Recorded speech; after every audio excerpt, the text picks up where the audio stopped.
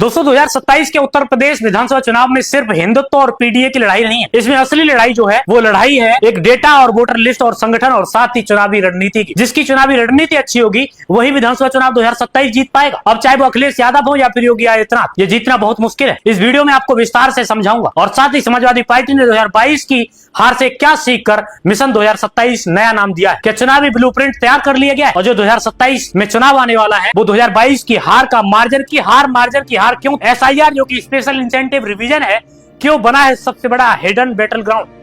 और साथ ही पीडीए 2.0 क्या ही है और साथ ही जिसमें नॉन यादव और ओबीसी की भूमिका क्या होगी। दोस्तों 75 जिलों में 75 अलग अलग मैनिफेस्टोज का पॉलिटिक्स लॉजिक है। और साथ ही अगर बात करें सेक्टर की तो सेक्टर जोन ऑर्गेनाइजेशनल मॉडल जिसे ग्राउंड कंट्रोल बढ़ा रहा है। दोस्तों ये क्या है आखिर, ये जानना बहुत जरूरी है। दोस्तों मैं आपको बता दूं कि 34%, 38% और 42% वोट शेयर के अलग अलग क्या सीट है और ये सीट सिनेरियो है वो काफी ज्यादा इंपोर्टेंट। लेकिन अगर कांग्रेस की बात करें तो कांग्रेस और आजाद समाज पार्टी इन दोनों के साथ में अलायंस अगर हुआ तो क्या इनको रिस्क लेना पड़ेगा या कुछ रिवॉर्ड भी मिल सकता है? क्योंकि आजाद समाज पार्टी के साथ इंडिया गठबंधन आ सकता है और अगर 27 में चुनाव में अगर आया तो क्या ये अपनी सत्ता वापस ला पाएंगे? क्या समाजवादी पार्टी 42% वोट शेयर के साथ ये जो है समाजवादी पार्टी बीजेपी को हरा पाएगी? दोस्तों ये बहुत सारे सवाल जो कि आपको सवाल खड़ा कर देते हैं क्योंकि ये पूरा ब्लूप्रिंट जो है सिर्फ एक ही स्ट्रेटजी पर है कि एक ही स्ट्रेटजी पर बनकर तैयार हो जाएगा। लेकिन क्या ये इसका रिजल्ट देखेगा? क्या ये सच में सत्ता में आ पाएंगे? दोस्तों मैं आपको बताता हूँ। मैं आपको बता दूं कि अभी जो है एसआईआर जिस प्रकार से चल रहा है और अखिलेश यादव ने एसआईआर पर जो है सीधा प्रहार किया है कि अखिलेश यादव के जो जहां उनकी लोकसभा सीटों सबसे ज्यादा है 37 सीटें वो जीते, 41 सीटें पूरे इंडिया गठबंधन ने जीती है,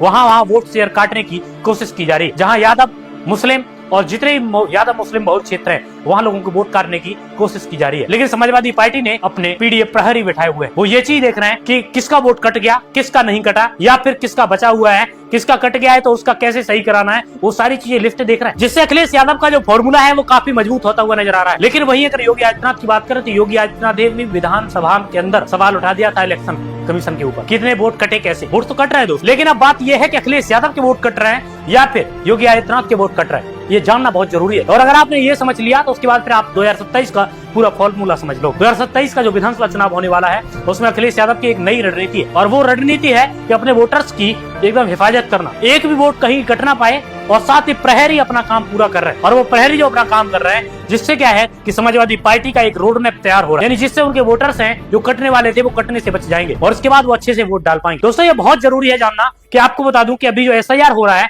जिसमें कई सारे वोट काट दिए गए, लेकिन उसके बाद फिर उनका फिर से रिवीजन हो रहा है और फिर से वोट वो ऐड किए जाएंगे। लेकिन बात यही खत्म नहीं होती, बात जो चलती है भाई मैं आपको बता दूं कि 2027 में विधानसभा चुनाव होगा उसमें आपको बहुत कुछ देखने को मिलेगा। यहाँ सबसे पहली बात है कि आजाद समाज पार्टी का एनडीए के साथ न जाकर इंडिया गठबंधन के साथ आना, इसमें हस्तक्षेप करना, ये बहुत बड़ा फॉर्मूला है क्योंकि मायावती बार बार यही करना चाहती हैं कि वो कैसे भी करके समाजवादी पार्टी को रोकना और बीजेपी को आगे आने देना। क्योंकि आज अगर मायावती जो की है, यानी मायावती को बी टीम कहा जाता है कि मायावती बी टीम है बीजेपी की, क्योंकि वो जहाँ भी प्रत्याशी उतारती है वो उस हिसाब से उतारती है ताकि एसपी का जो वोट है वो कट सके और समाजवादी पार्टी का जब वोट कट जाएगा तो उसके बाद समाजवादी पार्टी हार जाएगी। लेकिन सबसे बड़ा फॉर्मूला अगर ये है तो फिर जानना ये है कि मायावती फिर किसी के साथ गठबंधन करके खुद चुनाव के खुद मुख्यमंत्री क्यों नहीं बन जाती या बीजेपी के साथ ही क्यों नहीं गठबंधन कर लेती? दोस्तों ये जानना बहुत जरूरी है। लेकिन क्या है, मायावती बीजेपी के साथ नहीं जाना चाहती, लेकिन वो अंदर ही अंदर बीजेपी के साथ हैं भी, क्योंकि कोई व्यक्ति अगर मायावती अंदर ही अंदर नहीं है तो फिर इतनी शांत क्यों? क्योंकि उन्हें जो मैदान में उतरना चाहिए था दलितों के साथ, ओबीसी और साथ ही SC ST समाज के साथ जो अत्याचार होता है उनके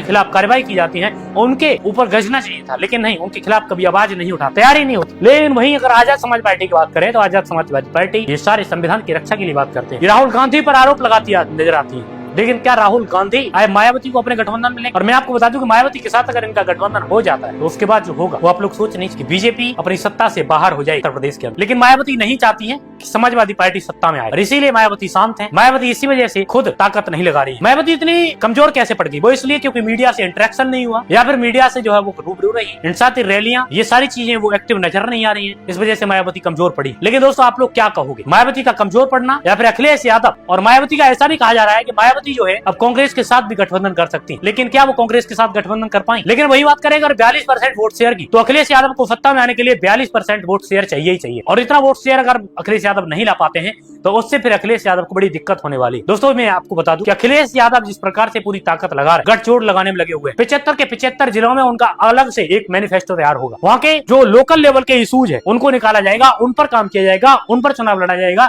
तभी सत्ता में आने की वापसी होने की एक संभावना बनती है और वो संभावना तभी बनेगी जब अखिलेश यादव जो है एक छोटे छोटे फॉर्मूलों को लेकर चलेंगे। लेकिन अखिलेश यादव पूरी ताकत लगाने में लगे हुए। 2027 का चुनाव जब आएगा तो वो पूरी ताकत के साथ चुनाव लड़ेंगे। लेकिन अब ज्यादा दूर नहीं दोस्तों, 2026 आने वाली है और 2026 कल से शुरू हो जाएगी। लेकिन 2026 में क्या कुछ होने वाला है, क्या कुछ नए नए राजनीतिक पॉलिटिक्स में नए नए चीजें देखने को मिलेंगी, आपको क्या लगता है कमेंट बॉक्स में बताइए। वीडियो को लाइक, चैनल को सब्सक्राइब और हमें फॉलो जरूर कीजिएगा।